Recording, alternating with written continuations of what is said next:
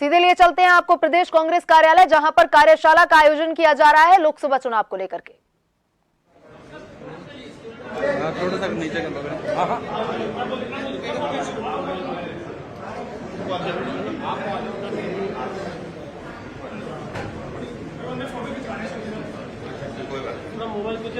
ओ mobile नीचे ही है यार। हाँ बिल्कुल देखिए, आज हमारी सोशल मीडिया जो विभाग है उसकी तरफ से ये कार्यक्रम आयोजित किया गया है। वर्कशॉप है पूरे दिन की, अच्छा काम कर रहे हैं। आज सोशल मीडिया का जमाना भी है और जिस प्रकार से आज सोशल मीडिया में जो बातें मोदी सरकार के खिलाफ जा रही है, उसको देखते हुए मोदी सरकार ने जिस सोशल मीडिया से देश के प्रधानमंत्री बने, उसमें बहुत बड़ा योगदान सोशल मीडिया का था। उन्होंने उसका उपयोग किया।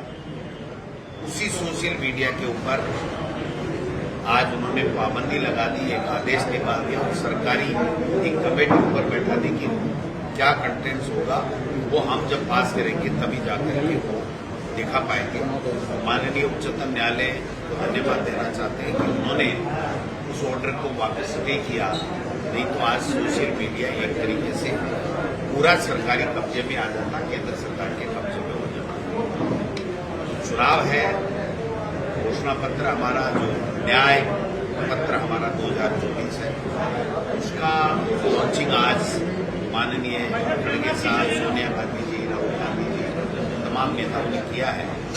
कल यहाँ पर इसी को लेकर के बड़ी आम सभा होगी, बड़ी पब्लिक मीटिंग है।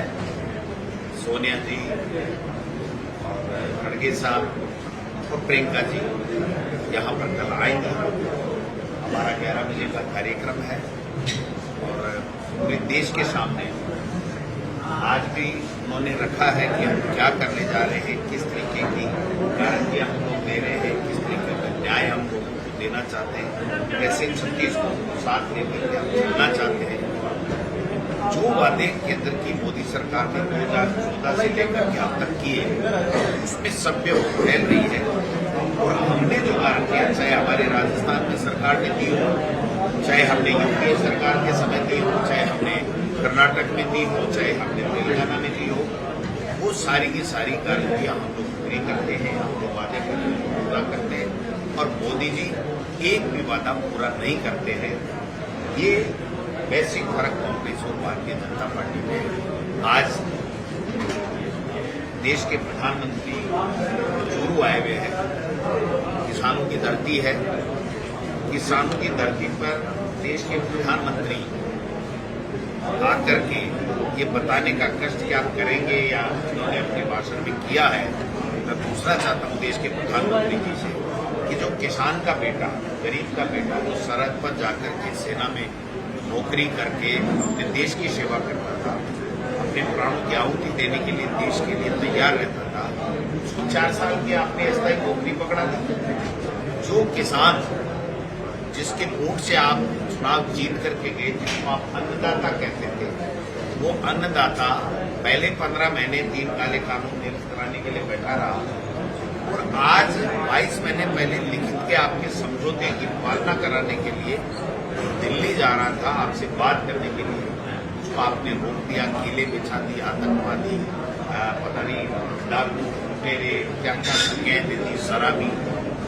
तो किस मुंह से आप देश में आकर के, यहाँ प्रदेश में आकर के आप किसानों के हित की बात कर रहे हैं, मेरे समझ से परे हैं। आज जो नौजवान रोजगार के लिए बात कर रहे थे, उनके रोजगार की बात नहीं, उनकी नौकरियों की बात नहीं, महंगाई कम करने की बात नहीं, किसान की आमदनी दोगुनी करने की बात नहीं, उसकी बात नहीं। इलेक्ट्रोल बॉन्ड के माध्यम से जो देश में चोरी और सीना चोरी और घोटाला किया गया है, उसके ऊपर आप 2 शब्द बोलने के तैयार नहीं। मणिपुर की हिंसा के बारे में आप 2 शब्द बोलने के लिए तैयार नहीं।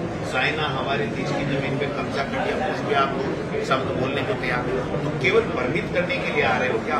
और चूरू, सीकर, शेखावाटी में जो कुमाराम लिफ्ट परियोजना योजना का जो पानी था 8,000 करोड़ रुपये हमारी सरकार ने स्वीकृत करा के केंद्र का हिस्सा मिल गया था, राज्य का हिस्सा मिल गया, टेंडर प्रक्रिया में थे, उसको रोक करके केवल यमुना समझौते की बात करके लोगों को भ्रमित करने का काम यहाँ के प्रदेश के मुख्यमंत्री जी और बीजेपी के नेता और मुख्य प्रधानमंत्री जी और जल संसाधन मंत्री जी कर रहे हैं। ये लोग देख रहे हैं कि किस प्रकार से जो 8,000 करोड़ रुपये सैंक्शन हो गए, स्वीकृति होगी वित्तीय सुविधा, उसका काम नहीं चालू करना, केवल इन चुनाव में लोगों को भ्रमित करके पुनः वोट लेने की बात करना, मैं समझता हूँ ये जनता देख रही है और न्याय करेगी।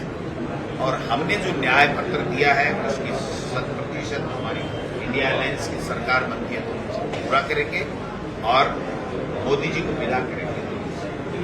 ये कहा है कि सर्जिकल स्ट्राइक की थी उन्होंने और उस दिन भी चुप हुए थे, आज फिर वहां से गए हैं विदेश नहीं जुटने दूंगा, इस तरह की बात। मैं कह रहा हूँ वो मुद्दे की बात करो ना जो मोदी जी 2014 में आपने कि किसान की आमदनी दोगुनी करूंगा, 2 करोड़ लोगों को नौकरियां दूंगा, शिक्षा के क्षेत्र में अच्छा करूंगा, हमारे बेटे और बेटियां पढ़ सकें, जो आर्थिक नीति है उसको ठीक करूंगा, काला धन वापिस लाऊंगा, भ्रष्टाचार भी करूंगा, वो बातें करें ना, उन मुद्दों की तो बात नहीं करते कि मैंने सर्जिकल स्ट्राइक के लिए देश की सेना ने की थी, मोदी जी हमने नहीं किया। आज देश के प्रधानमंत्री हैं तो आपको सेना का सहारा क्यों लेना पड़ रहा है, आपको दूसरी चीजों का सहारा क्यों लेना पड़ रहा है।